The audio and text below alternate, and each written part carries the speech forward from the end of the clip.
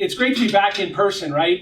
To see everybody without a mask on, and hopefully we don't have to tell people how to unmute this morning, right? Right? So that'll be refreshing. But anyway, great to be with all of you, and really appreciate the work that Ripon does in these type of events and bringing people together to have dialogue on public policy. So important. So glad to be here, and really appreciate being here with my friend Jimmy Panetta. We do serve on Ways and Means Committee together. We've been friends. He's a really good guy and a genuine person, and I've enjoyed getting to know him. I'll tell you a little story. In 2012, when I was serving as an Illinois state senator, I was fortunate to go out to Monterey, to Jimmy's current district, and I went out there for the Panetta Institute, does an annual award ceremony. It's called, I think, Jefferson Lincoln Awards they give out every year. And I had the opportunity to go and visit the Panetta Institute, and Jimmy's mother, Sylvia, a wonderful person, gave me a tour. But you see what the Panetta Institute does in terms of their advocacy on public policy issues, but they focus a lot on youth and the next generation. They focus a lot on the integrity of our election system and our freedoms and opportunities. But it was a great opportunity for me to be there. It also happened to be in 2012. One of the award winners was my dad that year, along, I think, with Candy Crowley and Mr. Hoyer got it that year. But I got to meet a young Jimmy Panetta then in 2012, and got to meet his wife and family, and who would have known that 4 years later we both got elected to Congress and serve on the Ways and Means Committee. But Jimmy and I are about the same age, both served in a prosecutorial background. We both have young families, and we both married up in life, that's for sure. But he's been a good friend, and I'm really happy to be here with him today. Let me just mention a couple things, and then I'll turn it over to Jimmy here. By the way, we also served on natural resources before we got on the Ways and Means Committee. I know we forgot about that. Listen, it's a privilege and an honor to serve on the Ways and Means Committee and also on intelligence. Now, I tell people I learn every day in this job, something new, something different, and it's been a great experience for me over the last 3 years to serve on the committee. And we have a lot on our plate. People like to focus on the division and the partisanship. But I look at the Ways and Means Committee, and I look at the membership on the Ways and Means Committee, and it's really made up of people that, are Republicans and Democrats, may represent their districts, but they're people you can talk with, you can engage with, you can have dialogue with, and we've had a lot of collaboration. I look at the Secure Act that we passed earlier this year, Secure 2.0, bipartisan legislation that really does good work when it comes to retirement. I look at the USMCA that we passed overwhelmingly with bipartisan support, came through the Ways and Means Committee.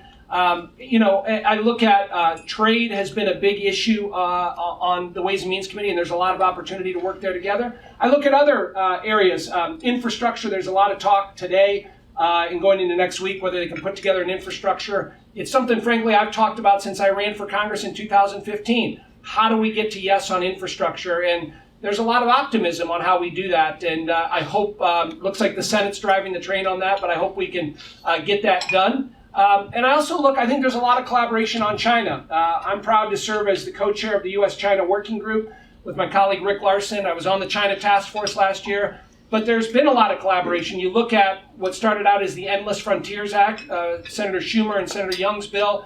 That's kind of transitioned, but it passed in the Senate. It's coming over to the House, but I think there's a lot of opportunity as we focus on China and how we can work together on that. So I remain optimistic on those issues moving forward on how we can find common ground and show the country that we can work in a bipartisan way. So anyway, pleasure to be with you. Look forward to your questions and comments. Thank you. Thank you very much. I think let me just start off with what he said. You have to be optimistic in this job. If you're not optimistic in this job, you shouldn't be in this job, to be frank. And that's why it's great to have an opportunity like this to come and talk to all of you. So Jim, thank you very much for the invitation. Shannon, for that nice introduction. And of course, being able to serve with Darin, not just in Congress, but here for this brief morning session in which we can talk about our similarities and not our differences. Because look, Darin and I have a lot of differences, don't get me wrong. Where we come from in regards to Illinois, from California, our political party, but obviously we have our similarities as well. And obviously it's, ways and means, and it's our hair and our height. But also, as you know, we're simpatico because of our families. There's no doubt about that. And I think one of the things that obviously creates the bond between Darin and I is the fact that we had fathers who made it easier to be a politician's kid. And we're very fortunate about that. And we had fathers who, I believe, taught me, and I'm sure taught Darin, what it meant to get things done. And we saw the hard work it takes. And we also know that being in this Congress right now, it's easy to be partisan. And it takes those extra steps to be bipartisan.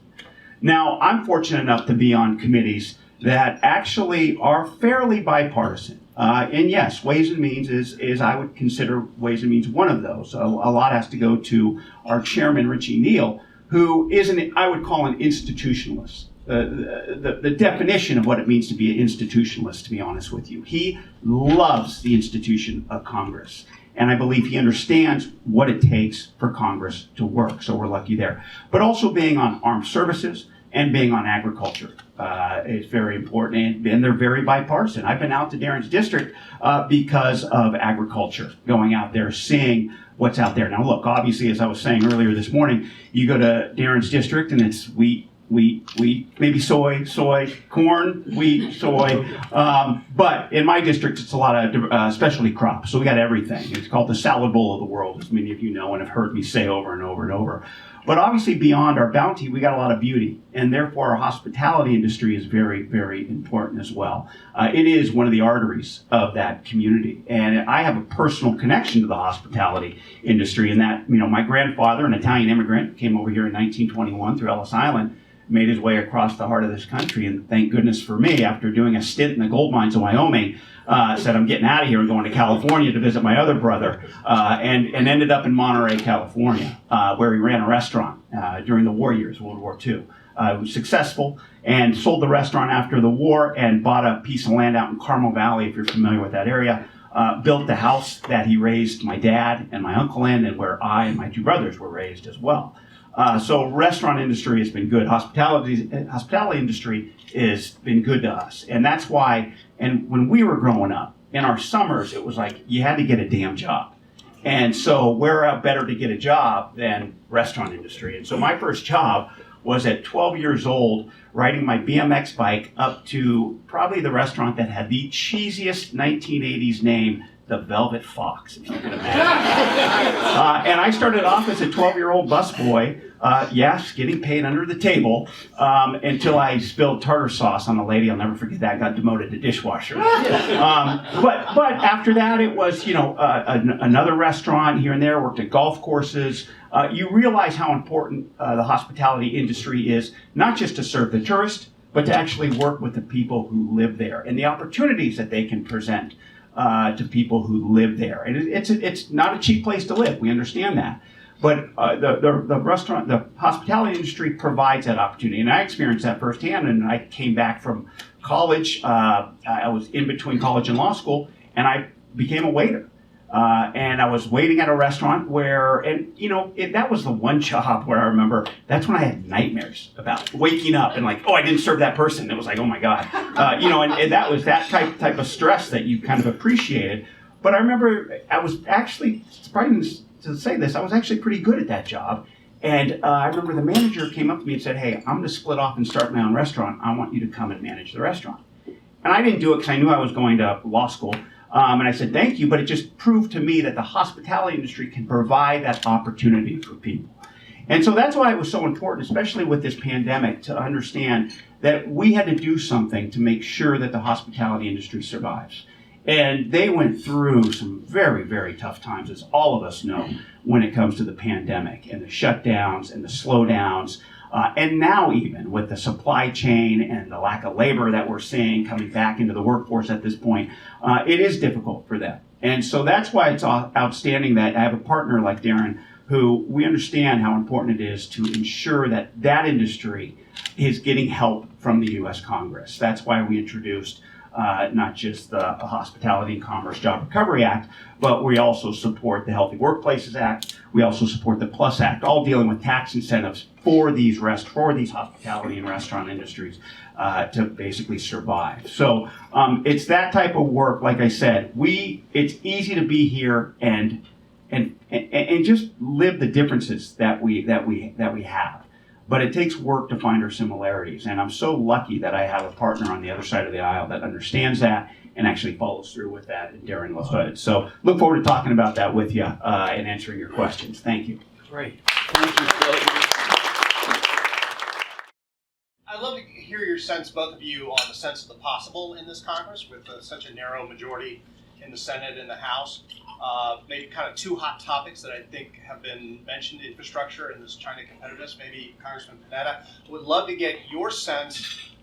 You said you're in the Problem Solvers Caucus. They came out for basically what the Gang of 20 came out, before the Gang of 20 came out. I think you guys helped define what they came out with. So I'd love to get your sense of how do you think that's going to play out in your conference? I mean, obviously, moving something like that is going to create a bit of a problem maybe with the progressive wing of the party. So would love to get your sense of the politics of infrastructure, how this is working out, and maybe for you, Congressman LaHood, the Senate passed the China package with almost 70 plus votes. Pretty amazing thing.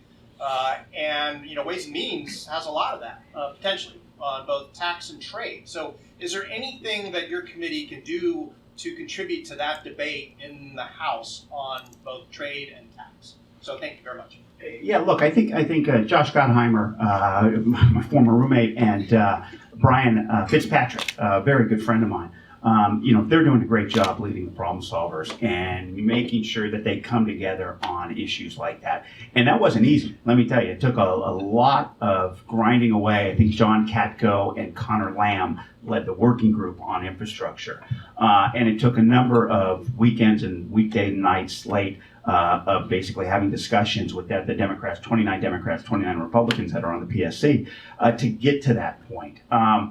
We understand, though, that obviously, we didn't write legislation. We didn't go to Leg Council and say, write this up. And that we also understand that the devil isn't going to be in the details, especially in something like infrastructure, especially in something in how you pay for infrastructure, all right? But we at least provided a framework upon which people can base the details around. And I think that was the purpose of what the PSC did, and working closely with a few senators in our bicameral kind of sister group over there in order to do that. So we understand that it's a framework, but a lot more needs to be done. Hopefully these negotiations that we heard today, a group of 20 senators has come to some sort of agreement that was very similar to what the PSC put together, and Josh and Tom were at that meeting of the 20 senators that were there.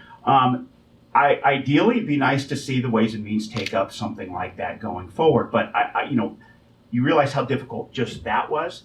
It's going to be very difficult in my conference in the Democratic Caucus to put that together and see where they can come to an agreement upon it, as you know. But obviously, if you have the Senate come up with something that is not just good with the details in what's in infrastructure, but how you pay for it, that gives the House and the Democrats a framework then that we can work with going forward. So hopefully the Ways and Means Committee can then look at that if that's what comes out of the Senate. Ralph, on your second question there, first of all, thank you. In terms of what happens with the bill that the Senate sent over on China, you're right. I mean, getting close to 70 votes and the amendment process they went through, I think it was a healthy process to get to the final result that they got there. It's a little unclear on what happens in the House and where it goes. I mean, a big portion of that jurisdiction is going to go to the Science Committee, right? But you're right. I mean, the provisions in there that relate to semiconductors and chips are very important, and the tax provisions there fall within our jurisdiction. So I'd love to see us take that up. Also, at the end, Crapo added some number of trade provisions there that are very important for our future trade policy. And so I would love to see Ways and Means take that portion of it. I think it clearly falls within our jurisdiction, and I think there are many of us that would be, I think we would work constructively to get that done. So it'll be interesting to see on how that plays out. We had our Ways and Means Republican luncheon yesterday, and we talked a little bit about this, and I know Ranking Member Brady was going to talk to Neil about doing that. But as I said at the beginning of my comments, I think there is a lot of commonality in terms of how we approach China, right? And you know, the Biden administration has taken a pretty hard line so far when it comes to China. You know, I think he articulated that well at the G7 in terms of working in a multilateral approach and holding China accountable. So I think from that perspective, it makes a lot of sense to get this done and build off the success they had in the Senate. So it'll be interesting to see how that plays out. I do know that some of our members think it spends a little bit too much money there without a lot of strings attached to that. So there'll definitely be some changes, but if we want to focus on China and we want to send a message, I think this is a good way to do that. So I remain optimistic.